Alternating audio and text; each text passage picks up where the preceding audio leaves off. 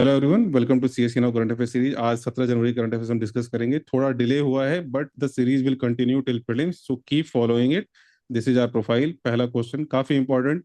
Due to USA president, जो उनकी eagerness है to get Nobel peace prize, ये न्यूज में है। It is awarded by Norwegian Nobel committee. Then second option is it can be awarded to individuals as well as organization, कि individual और organization दोनों को मिल सकता है।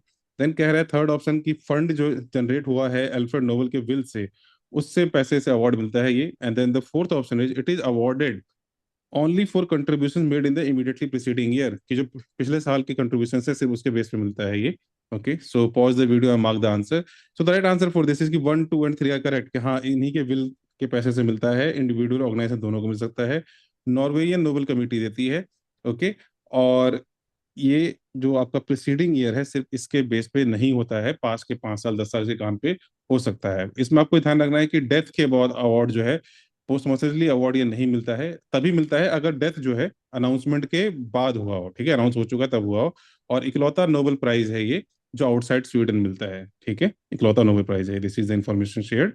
Okay, so next question. So now coming to question number two, assertion and reason. तो assertion क्या है? Delay by the speaker in deciding disqualification petition can undermine the objective of the anti-defection law. And reason क्या है? The Constitution prescribes a strict time limit within which the speaker must decide all disqualification petition. तो pause करेंगे and mark करेंगे आप लोग answer. ठीक है। तो जो इसका असर्शन है वो क्या कहता है कि delay by the speaker is in deciding disqualification petition can undermine the objective of anti defection law. तो काफी सब्जेक्टिव चीज है। एंटी डिफेक्शन लॉ जब लाया गया था उसका कारण ही ये था कि आपका जो आयाराम गयाराम वाली चीजें हो रही हैं विथ रेस्पेक्ट टू डिफेक्शन उसको कंट्रोल करना और स्पीकर को राइट्स दिए गए थे। बट अगर स्पीकर डिले करता है तो ये ऑब्जेक्टिव के अगेंस्ट हो जाता है। एंड रीजन क्या है? Constitution prescribe strict time limit, यही सबसे बड़ा इशू है। डिस्क्रिशन होता है स्पीकर का।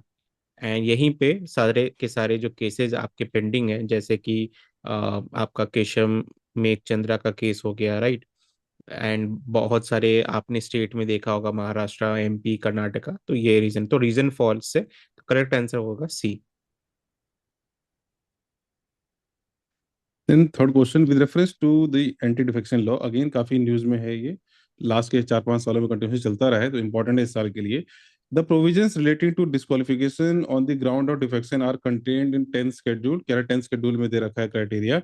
The speaker's decision on disqualification is completely immune from judicial review, कि जुडिशियल रिव्यू नहीं कर सकते हैं। And third option is voluntarily giving up membership of a political party may occur even without a formal resignation. ठीक है, formal resignation के बिना भी, ठीक है, जो वॉलंटरली आप मेंबरशिप ऑफ पॉलिटिकल पार्टी दे सकते हो। And the fourth option is the anti defection law applies only to members of parliament and not to state legislatures. Okay, so pause the video and mark the answer. तो ये fourth option देख के आपको लग गया होगा थोड़ा absurd है, दोनों पे ही लगेगा, तभी तो इतना न्यूज बना है। स्टेट असेंबली वगैरह में ही इनफैक्ट काफी फेमस है यहाँ से वहां मूव करना। ओके, जो fourth option is incorrect. And then also second option is also incorrect.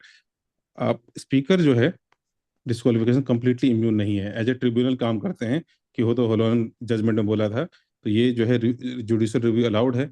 This one is correct. Okay, and this one is also correct, कि वॉलंटरली आप मेंबरशिप ऑफ पार्टी जो है छोड़ सकते हो, ठीक है, फॉर्मल रेजिग्नेशन की जरूरत नहीं है। So now coming to question number four, with reference to the Chabahar port, consider the following statement। ये काफी न्यूज में था। तो फर्स्ट आपका क्या स्टेटमेंट है? It is located on the Gulf of Oman. Second, it provides India an alternative access route to Afghanistan bypassing Pakistan. Third, India operate the Shahid Beheshti terminal of the port. Fourth, the port is part of CPC, China Pakistan economic corridor. तो pause करेंगे and mark करेंगे आप लोग answer को। ठीक है।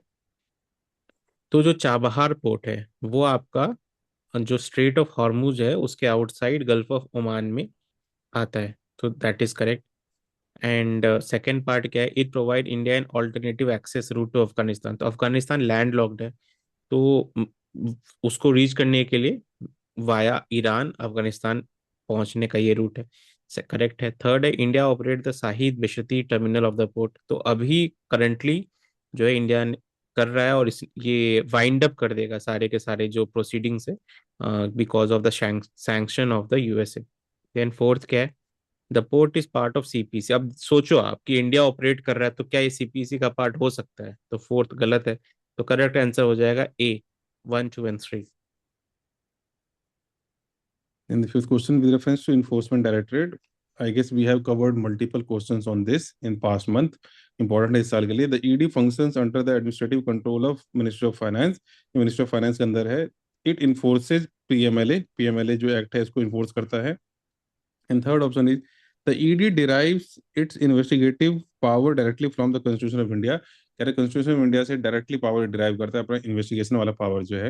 And the fourth option is its jurisdiction extends across states irrespective of state consent. कि state का कंसेंट ना हो तब भी इनका जो जुरिस्डिक्शन है. Okay, so pause the video and mark the answer. अगर आपने हमारी सीरीज को फॉलो किया होगा तो you will guess it right, और अगर आप न्यूज़पेपर पढ़ रहे हो तो भी आप मार्क करते हो सही. So in this case first and second both are correct कि पीएमएलए को ये इन्फोर्स करता है एंड मिनिस्टर ऑफ फाइनेंस के अंदर में ही है ये. जो फोर्थ ऑप्शन है ये भी आपका सही है कि इसमें स्टेट के कंसेंट की जरूरत नहीं है. ईडी सेंट्रलाइज एजेंसी है, इसके पास पावर है. ओके, जो सेकंड थर्ड ऑप्शन जो आपका है, ईडी का पावर जो है स्टेट्यूटरी है. ओके, ये इन्वेस्टिगेशन पावर आप थोड़ा गेस भी कर सकते थे कि कॉन्स्टिट्यूशन से क्यों ड्रॉ करेगा कोई इस तरह की बॉडी जो है इन्वेस्टिगेशन पावर. ओके, जो थर्ड ऑप्शन है that one is incorrect. So 1, 2, 4 will be the right answer.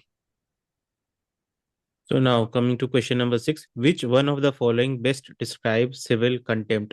तो पहला ऑप्शन क्या है आपका, publication of material that prejudices an ongoing trial. B क्या है, willful disobedience of any judgment, decree, direction on order of court.